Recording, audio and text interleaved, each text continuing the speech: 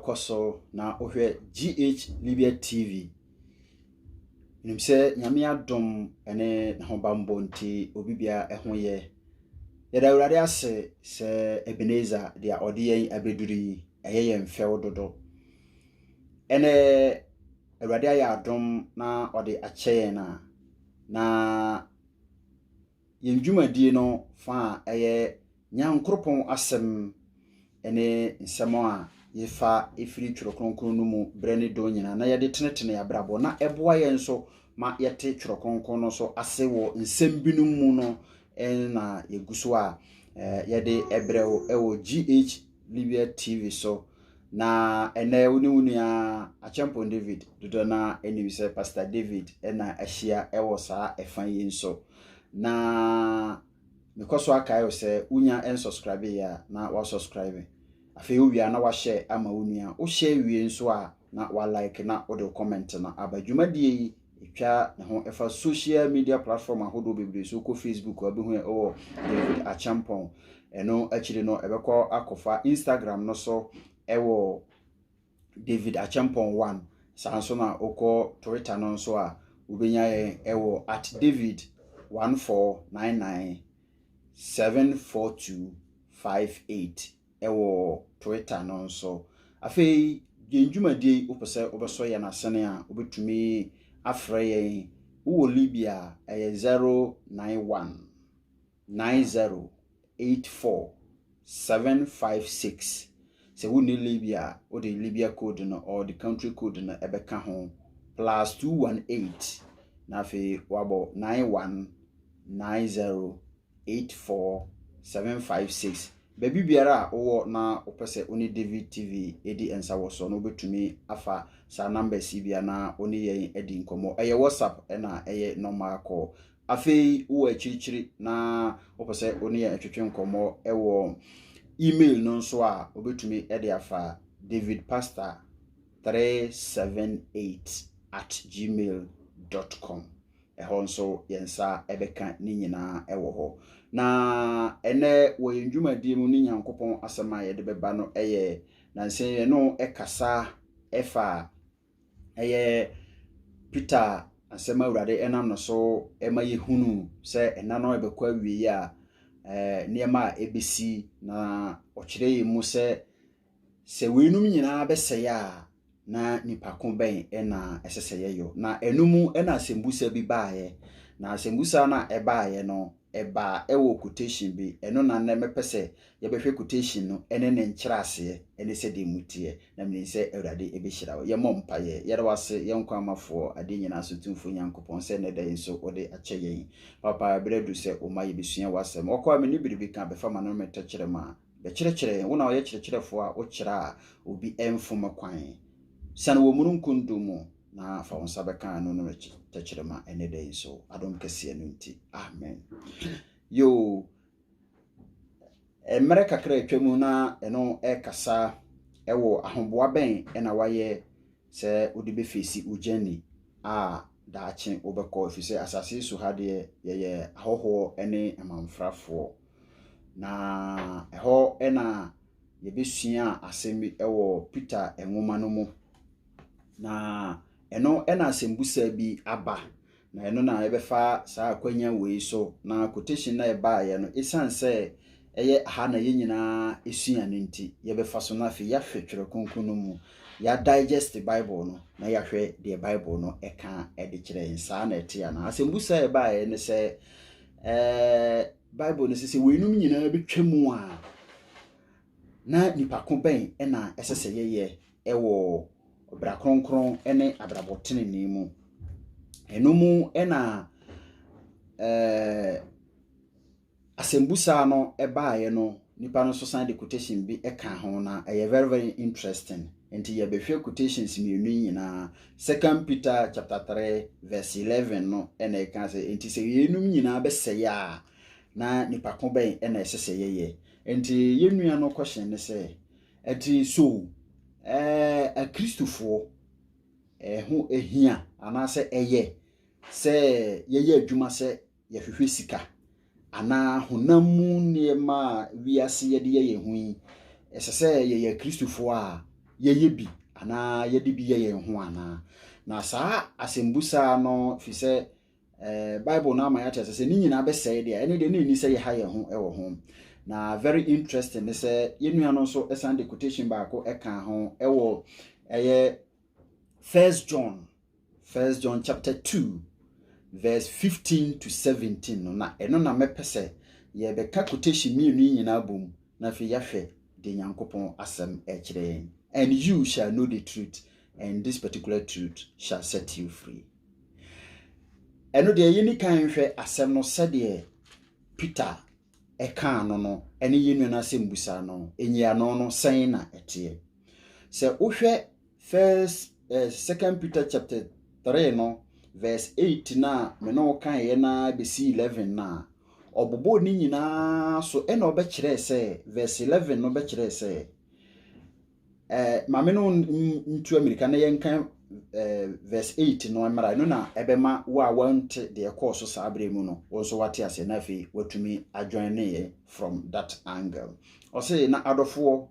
moma ade ba ku yinhwintamo say dakro ye awurade ani so se mfirinhia apem na mfirinhia apem nso ye no say dakro eno ye kire mu ema ebi hu say onka say 1000 years eye one day into wudi ko calculation u be feel one cannot direct sasa na Nyankopon efa no ba say it say it is like if something is like that is not the exact thing enti yenhwe eno so enso ena oto aso be kire mu say awurade nkere ne bohye ho sede ebinom bunon say ekere na mmom oma ne bo kyerejo mamo ompese inipa biara beyera na mmom opese wonyina ba adwensa kyere mu nchichemu du ne se na awurade da no beba sede owifo ba emu na osoro de kukurudu betwam akro na ewiemu mfiti asede ebehye asei na asase ne emu nyuma behye hallelujah enti odofo a afei na waba ana wutie yen aha ena embra etwam na eno ekasa enti ohwe nse no obobo so nya awurade nche ne bohye ho se de ebinum hu se eche no na awurade da no beba na eno na soro de kukudu betwam na asase so nimu niema nyina no ebehye asei na owie ye no de ode betoto no ana ebetwa ato no eye dubaako no eho ena yasem no ejina ose enti se yenum nyina beseye a na nipa ben na esese moyo wo abrabo kronkron ni nyamesompa mu eye asembusa eye asema emu edu papa na aha ena yenua no asembusa no efiri se verse 10 na kire se asase ni mu niema ne niema wosu nyina behye ebesei ebefiri ho a na kire se de yeye sika ye penta ni wiase ade a ye befa no wasase su nyina no ebesei de a yeye Kristofu yi aha no o se de na esese yeye ewo abrabo kronkron eni nyamesompam entihwe exceptional wa sakala de bi hu wa ha eno na ebetumi ma watesa asemu yase anye saa eno na ne asofo no bibiri akyerkyerefo bibiri ene nsem bibiri ekoso ewo Kristosumu a ama ne Kristosumu aye biribi a ewo ho asemu ye okan eno owie na obekire se de na esese yeyo ewo Christosum eni nyamesompam so here he was not talking about say wiase niema na yemfa nye ye ho aha na mede ba na afi ye de aba yenua no quotation na ode ba na ya compare ni nyina afi obehu se Bible no na asem eye no kore usua na u digest Bible na e ma wote niema biase enti aha no Bible na nka se ma ye nsha tare enti se ye Kristofo de a eni se ye pesika eni se niema ai wasase so be hia se enti yedi bi ye ho dabi that is not the picture and that is not the teaching and Bible no de ma yen na picture na otwade ama yen na obewie no wo 11 no last paragraph no say eno de na abrabo ben eno de na ade papa ben na sese ye ewo Kristosum no mu na mom nye wiase som no ɛwɔ nhyehyɛeɛ ɛne nneɛma a ɛsesɛ yɛyɛ ɛwɔ ho enti sɛ wiase deɛ no bɛsɛe deɛ a yɛ Kristo som so sɛn na ɛsesɛ yɛ som no this is the clear picture ayɛ a Bible no na ɔtwa de ama yɛn wankasɛ ma yɛn hyɛ ataareɛ ma yɛn ntɔka anam ma yɛn si dan no ɛfiri sɛ question na ɛbaeɛ no there were so many agitations ne nneɛma bebree na ɛwɔ hɔ ɛno nti na mepɛ sɛ yɛ digest Bible no na yɛhwɛ the truth we are here for nothing but the truth enti quotation a yenua no de so a ode bae no yemfa meka we hu then we elaborate the Bible and I hope say at this lesson no, or this teaching no obete niema bi ase afei obae no se we nyina achi no de Peter kan wo ha John so abeka according to 1 John chapter 2 verse 15 to 19 no and 17 ɛhɔ ɛna na asɛm no ɛbɛgyina yɛntie deɛ ɛhɔ nso ɔkaeɛ me no ɔka asɛm tetworo kronkron no ɔse mo no wiase ana nneɛma a ɛwɔ wiase sɛ obi do wiase a agya no dɔ ni ne mu na deɛ ɛwɔ wiase nyinaa wɔn ho ha nso ni nyinaa Peter nso se ni nyinaa wɔn nyinaa hyɛ wiase but let us see how they end it. Ɔse na deɛ wɔ wiase nyinaa and don't forget to say we kura na ɛbɛma yɛate asɛm ne nyase wanyi biribi amfiri mu adeɛ bi a yɛwo a wobɛtoyɛ ana wobɛfaayɛ wobɛhunu wɔ asase so nyinaa ɛka ho bi nti ɔse deɛ ɛwɔ wiase nyinaa honam akɔnɔ ne aniwa akɔnɔ asetena mu ahohoahoa ɛmfiri agya no aha na mekan ya na ye mede emfiri agya no na mmom efiri wiase 17 ne say na wiase ne nakono retwam na de oye ade a awurade nyankopɔn pɛ no tena hoda hallelujah now I hope say when you clear picture afi yenhwɛ de na Bible no che de na John so eka ho asɛm wɔ ha yi o say mo no wiase ana nneɛma a ɛwɔ wiase enti yɛwɔ nneɛma bi wɔ hɔ a ɛyɛ wiase deɛ afei when we say love yɛka sɛ odo biribi a ɛne sɛn sɛ wakoma nyinaa kodi ade ko n'akyi sɛ o time wo biribi a wode yɛ no ɛyɛ saa de ko no ɛna wo yɛ fo no ɛno nso na John so ɛtwa clear picture wɔ ha yi na adeɛ baako a yɛn asɔfo yi yɛn papa no ma kyerɛkyerɛfoɔ adikanfoɔ wɔ asɔre ahodoɔ mu aya omodi hunahuna Kristofoɔ aya nne if you look at the type of religion na the mobopa no eye Kristosum no why am I saying this because when you go to the traditional worshippers no ono no nkyerɛkyerɛ sɛ wiase no waba no bo naked fan nan ho but said ye amanfoɔ ɛkyerɛkyerɛ Bible wo yase no wo ye Kristo ni ko edu ba bi ani sa atade wo hye bi because sɛ ye saa na ye ka no de a saa na Bible no ɛka o say mo no wiase ana ne ma ye wo wiase by the adjective ebe qualify saa de we nyina ma ye no he was talking about loving the thing. If you love the thing is wholeheartedly sɛ wo de wakoma nyina ekodi ade n'achi ena day in day out no eno na ye ade wani esi so no this is the clear picture na John eka ho asem wa ha the same thing ena na Peter so na oka no so both parties no both writers no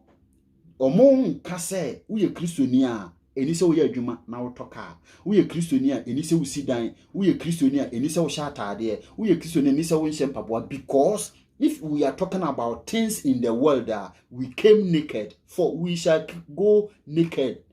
enunti na eni se wo sha atade o because eno so ye wiase de obekwa agya no ha question e wo ha ne say adenti na asofo no so o mo kasa ade no asore ba nye we no ono so nya sika ana yeto collection na omo de koto car say de ma asofo nkane na omo nam fom hallelujah enkane na omo nam ponko so ba obeka che say na ye wo modern world enti esese ono use car na omo ji sika ni nyina look at the investments look at enyuma omo ye nanso obeka che say asore ba de because of say oba obenya biribi afiri wo ho nti obeka che so na odwuma esese uma wani konyami adwuma ho adwuma no frɛ Nyankopɔn frɛ obi no obi a otumi kwa asɔre bi nyame afrɛ no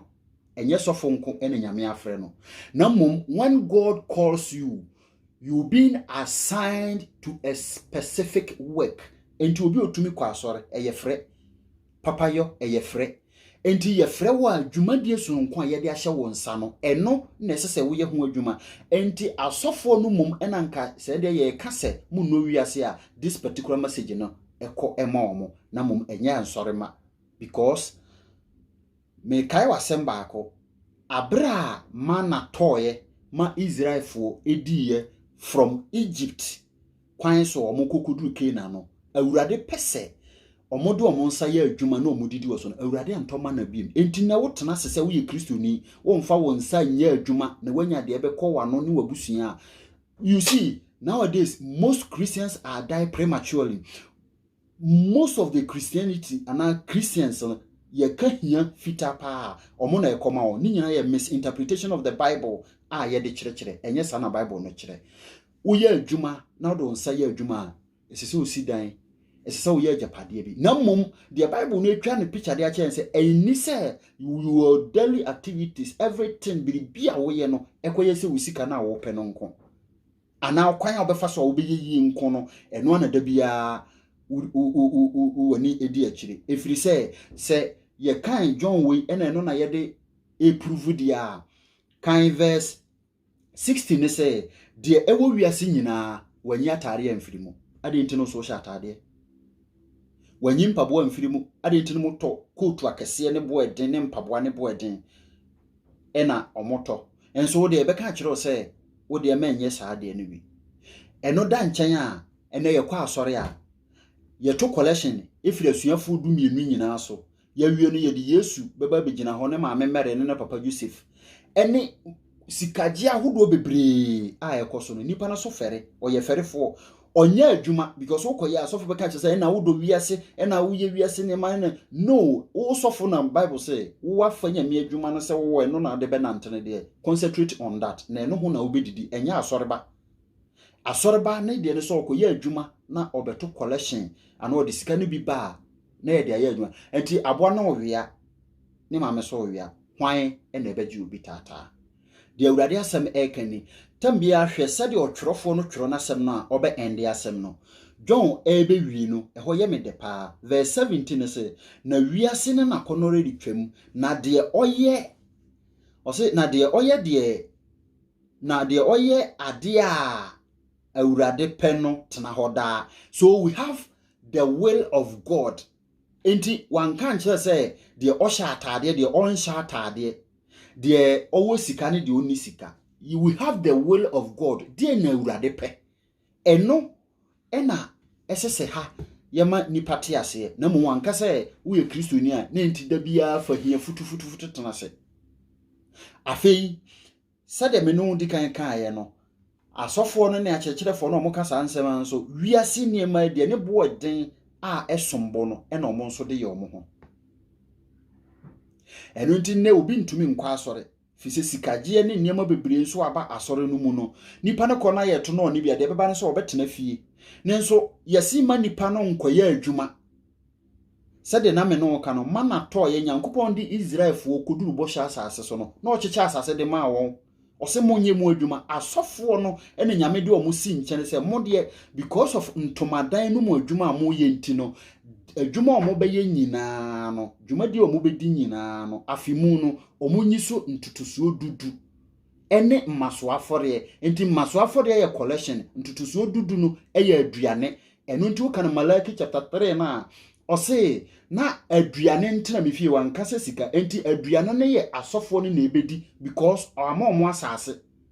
enti anu no omo bedi na sika no maso afare no. So when you read the scripture nyadaje na digest the Bible no chichemu yie enti Paul twere de command Timothy ewo 2 Timothy chapter 2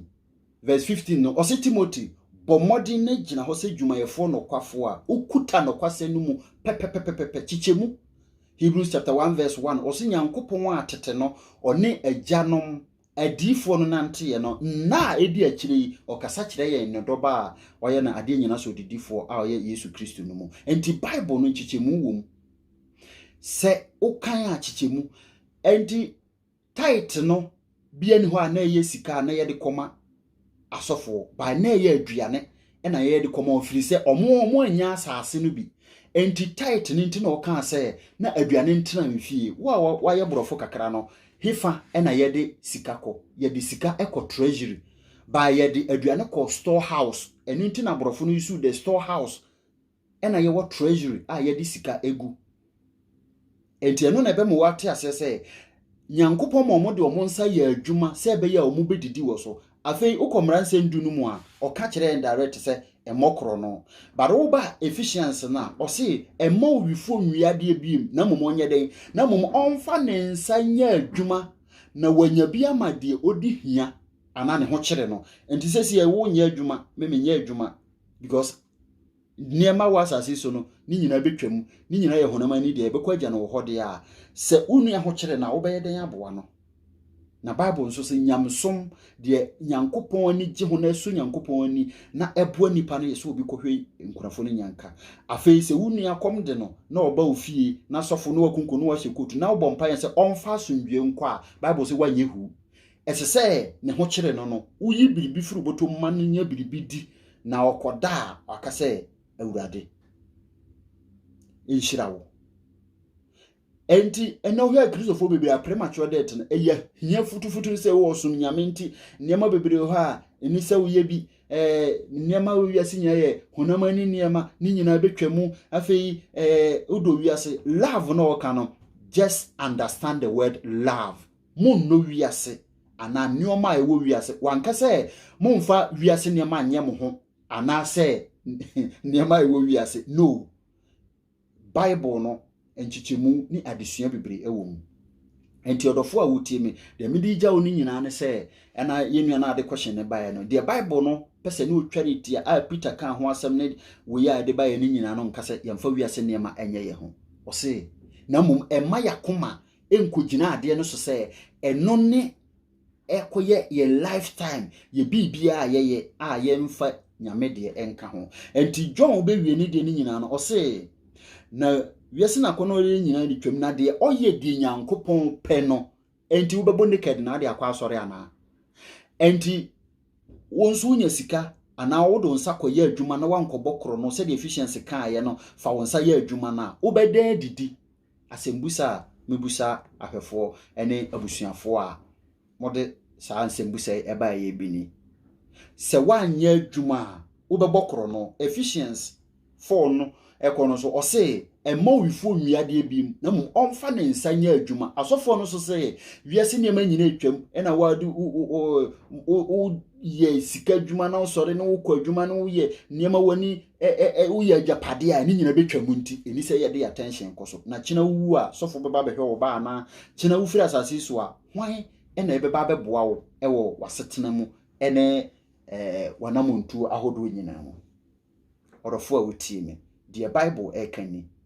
ye di nyankopon pe eno nkyere se wankase yemfa wiase ne manye ye ho ye di nyankopon pe no enkyere se nyankopon na eduru ba bia God na ye kase our God is a God of riches no say ne ye besie hu no say ye nyankopon no oye odefo nyankopon before Abraham kokon na okoji asade a obechede ma bi na odi bi ma Melchizedek se title no Bible ma yete asese ne nyankopon ahira Abraham dada na ya afudie enka na ohwe Bible no mu ayese obi eyodefo a owo adwan owo ayemoa owo saa ne ma bebe nyankopon ahira no na ebe nyankopon hira no sai na ebesi demonstrate ama wona wonhunu nyankopon wona wonya Kristofo wa wonji nyankopon ni so ahu se ampa ye nyankopon na ye kan oyedefo a da bia ye de Kristofo ena Kristofo esese oba nyame mu a oho kyerew ye wa ho kyere bi wo ho a esese oho kyerew ba ye wa ho kyere bi wo ho a eni se oho kyerew sa meka na mede ma asem nyina eba wie no ba bia me bo no tofa de ama no so odofo mana toye ewo Israelfo penso abra na omu firi Misrim eba no beginning Yankopon and Tamomo, because an Adriano or more Driane Savi and Momu and sending Yankopon Eddie Adriane Ebromo. Now, Omuko Duru Bosha Sasson, a radi and to Adrianima will be a beam. Menon Casasi a challenge God. Nako shed demu. Na oche, odeme na oche wa, ubewu.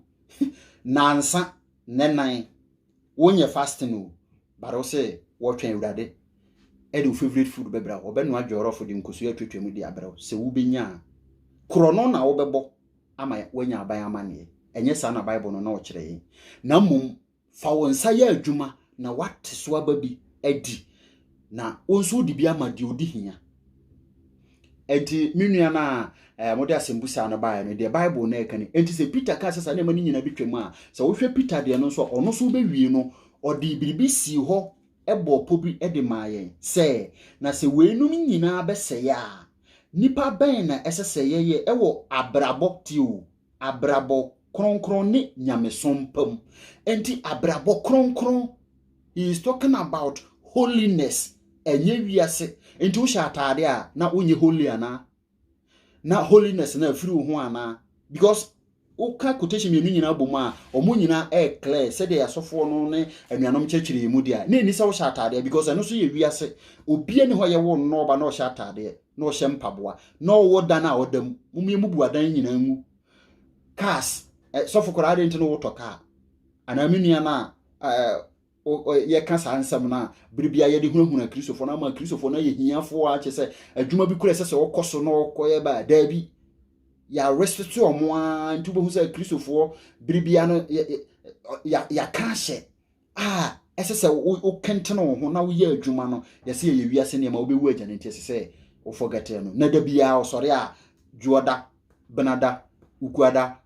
yawoda fiada memenda kwasiada san kopin se odofo me ka kiro se Nyankopon to mana no se wo ye calculation a Yesu kura bako wie ye no ye wo 2020 years imuni famu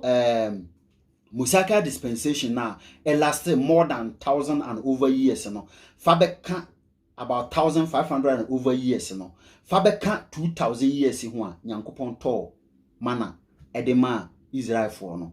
ebinto biem enti se wo tena se wo ye Kristo ni onfa wonsa nya adwuma krono na abebo na obenya aban amane enye sa na Bible kire yen na it is not biblical interpretation sa fo no so mo ka sa nyema ni nyina so wiase agapade ne nyema kese no omo no moye na omo nso no mo yusu odofo de midija wo nyina ne se fa wonsa ye adwuma na nso wanya bia ma de odi hia enye de Bible ka kire se ebese yenti o sori a enye adwuma enkwa adwuma so emfa wonsa nye adwuma enye wiase agapade wu ko chena o ma no wasefo ena hawo na amane beto mo so se wo bra ya esese oye nipa yi na wo de na be ye nipa yi odofo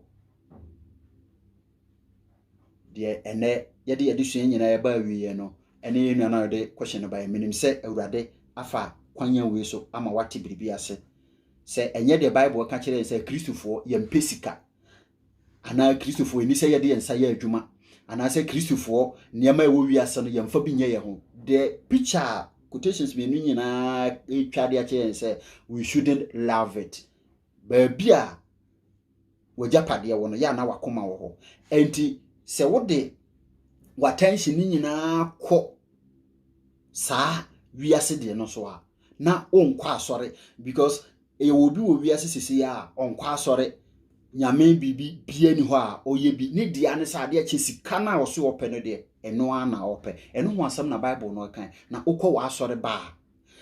if you look at the type and then the system of Christianity titular practice in Ghana, it is different from other countries. Why am I saying this? Didn't I make we say Bruni enfa ni 24 hours enkotena so ndenim enti da bia ye bekoso atda no mo because time ese de kwa asoro de bekọ asoro no time ese de koye nedwuma wo de bekọ akoye nedwuma eno nkire se osombronsa mo enti da bia ye bedan omo ifiri se wo te ho 24 hours ni nyina wo de tinyame fie ni nyame emfiri soro emeto aduane ma wonni sometimes wo biebie niema so say ya people think say we is Satan who teach different things by read the scripture well and interpret it. Sua Bible no na fe kan ni yie na hwe asem poten a Bible no eka se saa na eka de ya ene de said the medical kan na eni se ye sha atade eni se ye hye mpaboa niam ekoso wiase nyina no o se eni se but nye sa asen so wanka se mo nsha atade anase nioma a ewo wiase mo mpesika anase nioma a ewo wiase na mom de okan ne se do not love it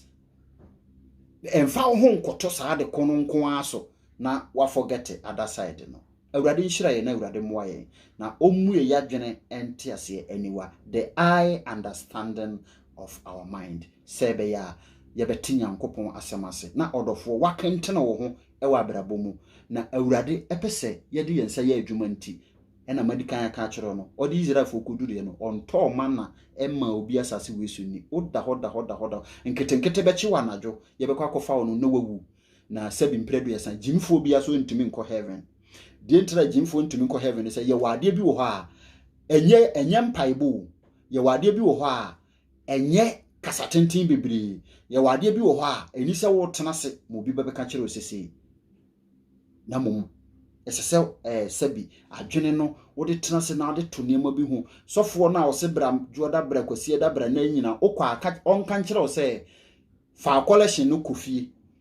ene oyela hodo ne niema bi bra obeto ama no ka kyerɛ sɛ ana onka kyerɛ wo sɛ wo nso fa kofie na fa komani pa foforo ade nti na ogi sɛ sika no na ono de di investment na omo di bi hane dane omo to dan aburukyire ne niema de ma omo ma na omo de omo life no live good na wo de wabrabo akasa de oka no minim se awurade abue wadwene enti ase ni akaka oniema bebere enti bible anka se fa wo time nyina enu nti na wo hwɛ mmara nsendu na nyankopɔn de ma Israel fo no a o nanson no o de mako nsia e de ma won se won fa nye won peso adwuma da ba akopɛ e na o de ma won se saada no dura o mo fa mehie mu enhye mu konkron emfa ma awurade question saa nansia na o de ma nipa na o so mo mfa nye de na adwuma na o mo ye ne de ne be firi mu aba obi a wo ye adwuma mfa so na efiri mu ba obi a wo ye sika adwuma be firi mu aba wo a wo ye aduane be firi mu aba adwuma bi a wo ye no ene so aba na wo betwa enti se ye niam wo wiase dia ade nti na awurade ankoso antoma na ne niam amomo na da bia na nka omuti awurade fi na nka omosoma awurade na omo ye awurade adwuma awurade nhyira wo awurade nka wo ho menim se awurade ama wo enti ase ewo saa asemi mu se bia still no biribi ekire wadwena na ase biribi eda so eye wadwene mo kesene ewo saa adesua no ho a wo nso wobetumi ede aba na ye de bible na to ho na fi ye dusu mu ya chiche mu sede Paul edema Timothy 2 Timothy chapter 2 verse 15 no say bo modern gina ho se dwumayefo no kwafo na chiche twrose numu pepepepepe kyerese no nchiche ewom ni ebomba akode na nso nchiche ni adesua bebre ewom a esese wote de wo kana se na aboa wo ma watumi a live good life na wanyina che na mfia dodo awurade de ma wo no watumi atwa ansa na awurade aba awurade nhyira wo awurade nka ho unua achempo David dodo na ni Mr. Pastor David ena na wodemi edi ehia ewo nyankopon asemu ene Bible adesua no emu uguso a ohwe GH Libya TV me ma wo free se GH Libya Daily and so ewo ho a de Libya ensem no nyina ebema onya subscribe ya no subscribe to our YouTube channel afi etwa ne ho ekofa other social media platform ni nyina so awurade nhyira wo awurade nye wakoma so ade nyina ma ba bia wodo nan besi awurade emfa ho ma kopem se awurade beto ne nsa afro no omane han ne nsa na basa ento so wo adom kese no nti amen misi ha eche